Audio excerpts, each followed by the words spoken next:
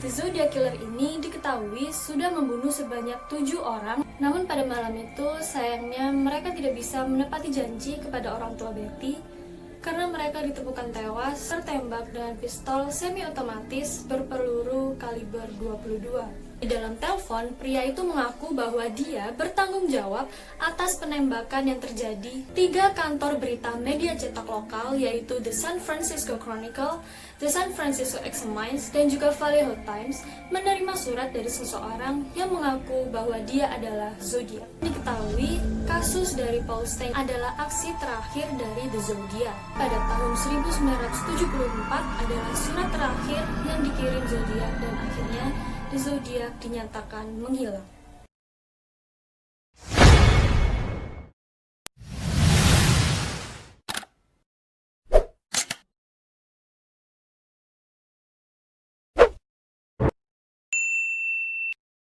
Selamat pagi, selamat siang, selamat sore, dan selamat malam kapanpun kalian nonton video ini.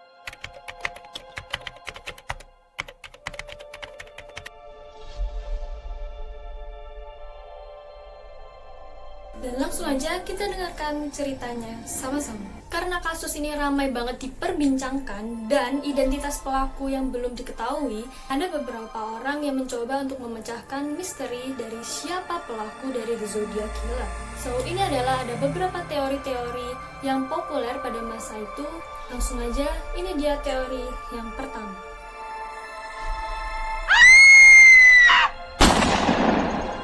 Teori pertama ini dikemukakan oleh Gary Stewart yang mengungkapkan teorinya tentang siapa pelaku sesungguhnya dari The Zodiac Killer. Gary mengklaim bahwa Zodiac adalah ayahnya sendiri. Untuk mewakili teori-teori yang dia temukan, dia menerbitkan sebuah buku berjudul Most Dangerous Animal of All. Gary mengungkapkan bahwa ayahnya yang bernama Earl Van Best Jr. memiliki banyak kemiripan dengan sketsa-sketsa yang beredar setelah pembunuhan Paul Steng.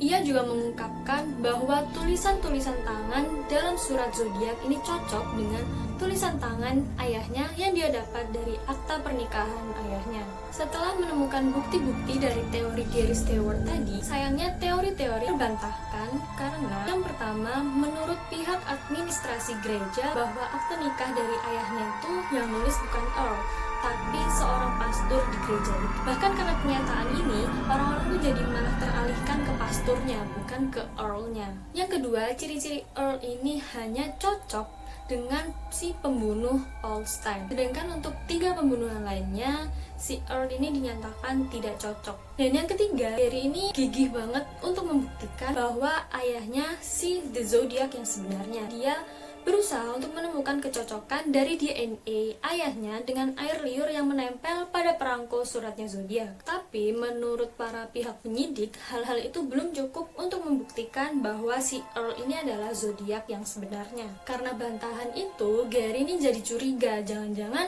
polisi ini benar-benar menutup-nutupi kasus The Zodiac ini. Kalau menurut kalian, kalian berpikir bahwa bukti-bukti yang ditemukan Gary ini udah cukup untuk membuktikan bahwa Earl adalah The Zodiac yang sebenarnya? Kalian bisa komen di bawah pendapat kalian, dan langsung aja kita ke teori yang kedua.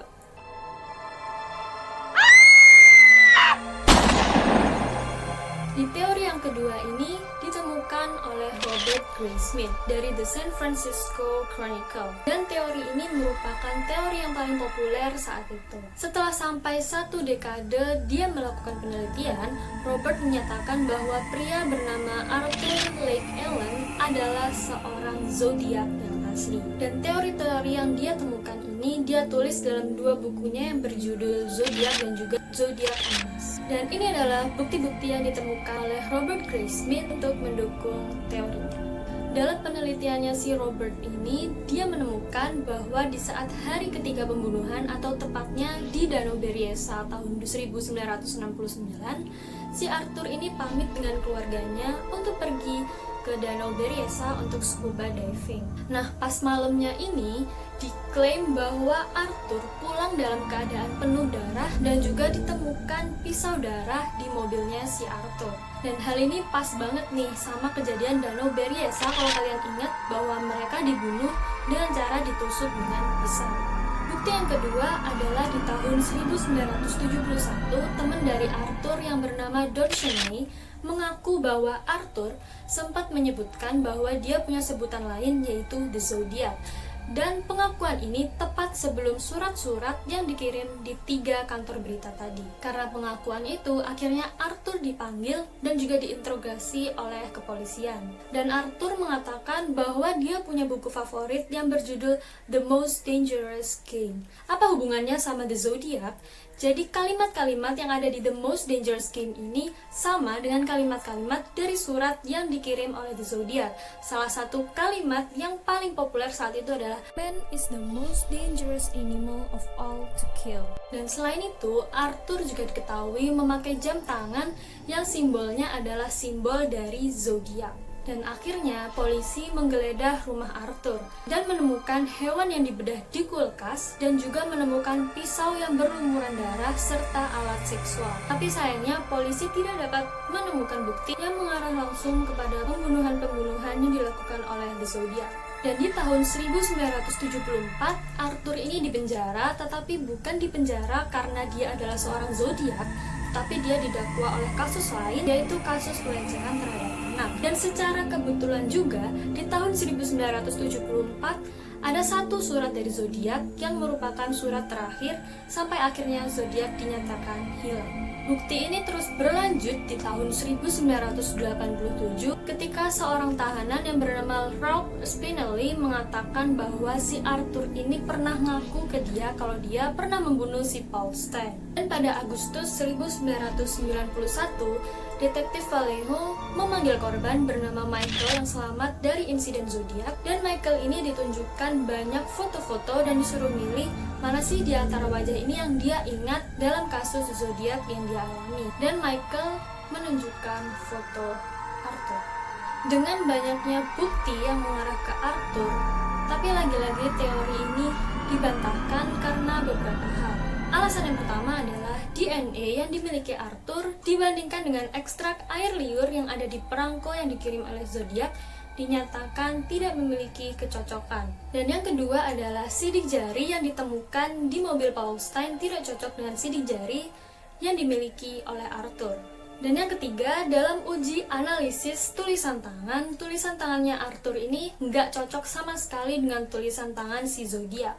Dan yang keempat, Arthur tidak memiliki kemiripan sama sekali dengan sketsa wajah yang tersebar dan dipercaya sebagai zodiak. Dan akhirnya dugaan kepada Arthur ini ditutup karena Arthur meninggal dunia pada Agustus 1992 karena serangan jantung.